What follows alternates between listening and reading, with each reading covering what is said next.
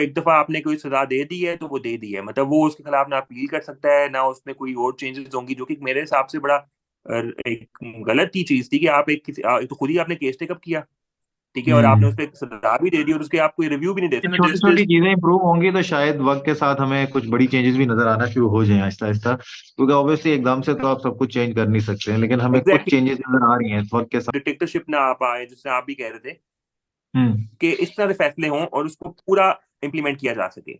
तो मेरे हिसाब से एक बड़ा खुशाइन फैसला है बाकी, लेकिन इसको आगे हेलो, भी पता अस्सलाम चलेगा वालेकुम, कि मेरा क्या। नाम है मेमोश परवेज और उस्मान बट मेरे साथ मौजूद हैं। तो उस्मान साहब, कोई नई डेवलपमेंट हुई है, कोई नई चेंजेस आ रही हैं सुना है सुप्रीम कोर्ट के प्रोसीजर्स में? और जो चीफ जस्टिस साहब हैं उनकी थोड़ी सी जो क्या कहते हैं आमरीयत है, गलत लफ्ज अगर मदद के साथ इस्तेमाल कर रहा हूँ, वो थोड़ी सी उसमें कमी का चांस है सुना है, क्या कहते हैं? अ, हाँ नहीं, बिल्कुल आप ठीक कह रहे हैं, और बड़ा कल का ये टॉपिक है और कल ही डिसीजन आया है शाम के टाइम पे। बेसिकली जो कि पार्लियामेंट ने जाते जाते पार्लियामेंट ने एक एक्ट पास किया था कि सुप्रीम कोर्ट की जो प्रोसीजरल उसमें चेंजेस की थी कि किस तरह से वो प्रोसीड करेंगे। उसमें बेसिकली तीन मेन चीज़ें थी। नंबर वन तो ये था कि जो बेंच हम्म। की कॉन्स्टिट्यूशन होती थी, जो बेंच किसी भी केस के लिए बनता था, वो बेसिकली चीफ जस्टिस की स्वाबदीद होती थी, चीफ जस्टिस की राय होता था, वो जिस मर्जी को शामिल कर लें।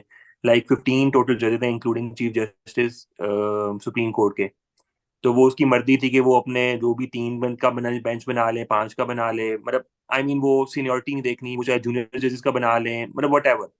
वो अपनी पिक एंड हम्म। चूज वाली पॉलिसी थी।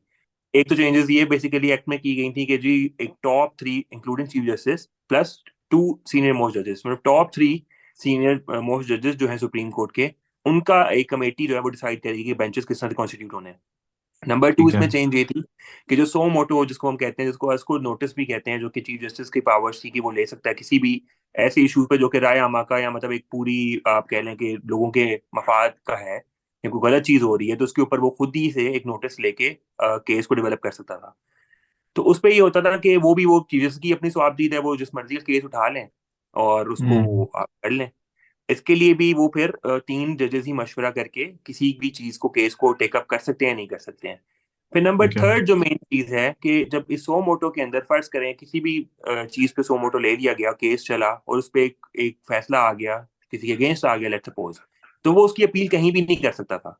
मतलब फर्ज करें किसी को एक दफा आपने कोई सजा दे दी है तो वो दे दी है, मतलब वो उसके खिलाफ ना अपील कर सकता है ना उसमें कोई और चेंजेस होंगी, जो कि मेरे हिसाब से बड़ा एक गलत ही चीज थी कि आप एक तो खुद ही आपने केस टेकअप किया, ठीक है, और आपने हम्म। उस पर सजा भी दे दी और उसके आप कोई रिव्यू भी नहीं दे सकते हैं, मतलब उस पर कोई आपकी वो अपील भी नहीं कर सकता कि जी मतलब आपने मेरे साथ गलत कर दी है, क्योंकि आपको पता है हमारे यहाँ पे इंसाफ किस तरह से होता है। तो बेसिकली एक्ट ये पास हुआ था जिसपे फिर जो है ना काफी जमातों के लोग और काफी वकील जो है इसके अगेंस्ट दरखास्त लेके चले गए थे सुप्रीम कोर्ट, और वहां पे ये रिव्यू का बेसिकली चल रहा था कि इसको जो है ना रिजेक्ट कर दें और इसको खत्म कर दें। तो फिर उसके सुप्रीम कोर्ट ने जब से काजी ईसा फाइज जो है चीफ जस्टिस बने हैं तकरीबन लास्ट मंथ से, तो उन्होंने जो है इसको टेकअप किया तो फुल कोर्ट बनाई थी कि 15 के 15 जजेस मिलके इस केस को सुनेंगे, क्योंकि एक ऐसा केस है ताकि कोई चीज रह ना जाए। तो ठीक है। उसमें फिर उन्होंने उसकी प्रोसीडिंग्स की हैं और फैसला जो कल आया है जिसकी आप अभी रेफर कर रहे हैं, उन्होंने इसको ये तो बिल्कुल जो है ना एक्सेप्ट कर लिया कि जितनी भी चेंजेस की गई हैं बिल्कुल ठीक की गई हैं और इसको अभी कानून बन गया है और अब ऐसे ही फ्यूचर में होगा। लेकिन जो एक इसमें बड़ी इंटरेस्टिंग चीज है, उसमें एक एक्ट में ये चीज भी थी कि जितने भी सो मोटो एक्शंस लिए गए हैं लास्ट पिछले भी, उस पर भी अपील कर हम्म। सकते हैं आप। तो उसका फैसला जो है ना वो 8-7 से जो है ना रिजेक्ट हो गया, मतलब 8 बंदों ने कहा है कि नहीं जी पिछले आप नहीं कर सकते हैं, 7 ने उसकी हिमायत की थी कि कर सकते हैं। तो जो ठीक है। आज से पहले, आज से मैंने बता रहा जब से एक्ट पास हुआ उससे पहले जितने लोग कर गए हैं फैसला इनके अगेंस्ट हो गया या हक में हो गया, तो वो वैसे ही रहेंगे। ठीक है। तो अगर मैं थोड़ा सा, अगर आपकी इजाजत हो, तो सियासत घुसाना चाह रहा था इसमें। तो आजकल जो करंट आपको जो बहुत जो करंट सिचुएशन है, तो उसमें आपके आपके मुताबिक अगर थोड़ा सा अनबाइस्ड हो गया, अगर आप एक चीज का जवाब देना चाहें कि ये किस पार्टी को फेवर देगी ये चीज, आजकल आजकल के जो जो हालात चल रहे हैं मुल्क देखें, में? फेवर तो किसी को नहीं देगी। मैं बताता हूँ, ये नहीं किस नहीं, किस को देखें ज्यादा देखें प्रॉब्लम अभी थी फिलहाल किसी इससे को और फेवर नहीं देगी, किसको? उसकी वजह बेसिकली मैं आपको बताता हूँ। बेसिकली आप देखें ना, तो लास्ट हम अगर इसको एज अ न्यूट्रल होके देखें, आप किसी पार्टी की बेस पे नहीं देखें, तो लास्ट क्या हो रहा था कि लास्ट जो चीफ जस्टिस थे वो किसी ना किसी जारी, देखें हर एक की लाइकिंग डिसलाइकिंग होती है, ठीक है, एक हम्म। इंडिविजुअल तौर पे। लेकिन एक आपके बिल्कुल। ओहदे पे पहुंच के, खास तौर पे इतने सीनियर आप जज, मतलब एक काजी का होना, एक मतलब एक इंसाफ करने के लिए होना प्लेटफॉर्म पे जब आप बैठे होते हो, तो वहां पे आप सारे न्यूट्रल होके बैठते हो, वट एवर एफिलिएशन जो सब कुछ है। हो ये रहा था कि जो भी था उसका, जिसका भी जहां पे माइंडसेट था ना, वो उसके मुताबिक केसेस टेकअप होते थे, अपने मुताबिक बेंचेस बनते थे और उसके फैसले हो जाते थे किसी भी पार्टी के हक में। और ज्यादातर सारे आपको पता है केसेस, लास्ट आप साल उठा के देख लें, इतने मेरे ख्याल आम लोगों के केसेस नहीं सुने गए हैं जितने आपके पॉलिटिकल केसेस सुने गए हैं। ठीक है, तो बिल्कुल। उसकी बेस के ऊपर ये पार्लियामेंट ने एक चीज बनाई जो कि मैं समझता हूँ कि सबको फायदा देगी। लेट्स सपोज एक फर्ज चीफ जस्टिस कोई आता है, लेट्स सपोज फ्यूचर के अंदर भी वो एक हम्म। फर्ज करें, वो किसी एक पार्टी एक को अगर देना चाह रहा होगा, तो बाकी जो उसके सीनियर जो जजेस होंगे वो उस पर इख्तलाफ कर सकते हैं कि देखें जी आप एक वन साइडेड नहीं काम कर सकते। तो वो जो एक ठीक। बादशाह थी, मैं समझता हूँ कि बस फर्ज करें मैं चीफ जस्टिस हूँ, तो मैंने जी मैं मोस्ट को सजा देनी है, मैं उसका सोमोटो ले लूंगा और मैं मोस्ट को सजा दे दूंगा।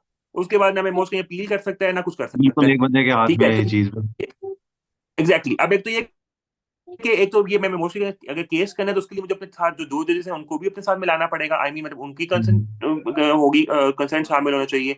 और सेकंडली अगर मैं फर्ज करने गलत कोई हम फैसला दे देते हैं लेट्स सपोज, तो एटलीस्ट आपके पास ना जो भी बंदा जो अगेंस्ट हुआ है वो उसका हक तो होगा ना कि वो अपील करे और एक दूसरा लार्जर बेंच उसका फैसला करे, ना कि वो तीन हम्म। जजेस दोबारा या दो जजेस जिसने भी सुना है केस वही सुन के कहीं नहीं सॉरी जी नहीं पॉसिबल नहीं।